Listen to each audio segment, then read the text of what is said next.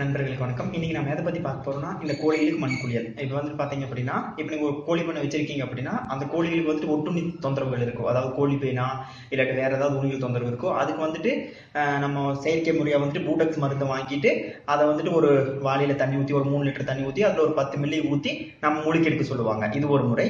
ரெண்டாவது முறை வந்து பாத்தீங்கன்னா இந்த கோழிகளுக்கே வந்து அந்த தன்னுக்கு இருக்கிற ஒட்டுண்ணியை வந்து அதுவா வந்துட்டு மண்ணில் படுத்து அந்த ஒட்டுண்ணிகளை நீக்கக்கூடிய ஒரு தன்மையும் இருக்கு. இப்போ நீங்க ஒரு கோழி பண்ணை போடுறீங்க அப்படின்னா ஒரு ஓரத்துல கோழி பண்ணையோட ஒரு ஓரத்துல வந்துட்டு ஒரு செங்கல்களை வச்சோ இல்ல ஆலோ பிளாக் இருந்தா அதை வச்சோ அதுக்குள்ள வந்துட்டு நீங்க சாம்பலோ இல்லாட்டி இலக்கிய மண், அதாவது வந்து பாத்தீங்கன்னா இப்ப நல்ல மண் வந்துட்டு கொளிச்ச மாதிரி இருக்கும் பாருங்க, அந்த மண்ணோ இல்ல சாம்பலோ அதில் நீங்க போட்டு விட்டீங்க அப்படின்னா அந்த கோழி வந்து இப்ப அது பேன் இருக்கிற மாதிரி இருந்தது அப்படின்னா இப்ப என்னுடைய கோழிகள் பண்ற மாதிரி அந்த கோழிகளும் போயிட்டு அதுல படுத்து தன் கோழி இருக்கிற பேனை வந்துட்டு அந்த கோழிகளை நீக்கக்கூடிய தன்மை இருக்கு. அதனால வந்துட்டு நம்ம முடிந்த அளவு நம்ம இயற்கை முறையாவே எப்படி இந்த பேன்கள் நீக்கணும் அப்படின்னு பார்க்கலாம். முடியாத அளவுக்கு கொஞ்சம் அதிகமா பண்ணையில போகுது அப்படின்னா நீங்க செயற்கை முறையா பூடெக்ஸ் அப்படிங்கிற மருந்தை வாங்கி கூட நீங்க வந்துட்டு அந்த தண்ணியில ஊத்தி அதை வந்துட்டு முக்கிய எடுத்து விட்டீங்க அப்படின்னா இந்த பெண்கள் தொந்தரவு வந்துட்டு இருக்காதுங்க.